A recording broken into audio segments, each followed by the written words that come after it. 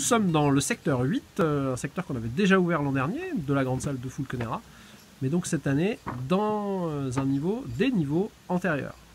Voilà, en fait on a réouvert un secteur en plein milieu de la grande salle pour éviter les vestiges des murs et passer en dessous. Donc là on voit bien les sols de la grande salle qui sont à ce niveau-là. Et on a repris la fouille cette année, sensiblement à partir de ce niveau, parce que dès l'année dernière on était tombé en surface sur les traces d'un bâtiment en bois antérieur à la grande salle. Le principal élément de ce bâtiment en bois, en fait il est juste à côté de moi, c'est un énorme trou de poteau.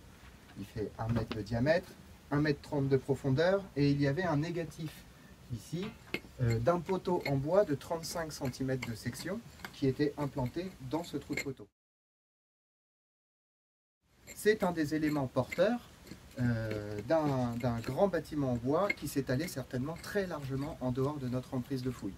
Donc au niveau de la datation de ces vestiges, en fait, on est plutôt, d'après le mobilier et ce qu'on en voit, aux alentours du Xe siècle. Donc ce bâtiment en bois, précédant la grande salle, vu la taille des poteaux porteurs, on pense que ça pourrait être, c'est vraiment à titre d'hypothèse, les traces d'un palais du Xe siècle antérieur à celui de Fulconera. Et puis on poursuit la fouille, vous voyez, à côté, sur des niveaux encore plus anciens.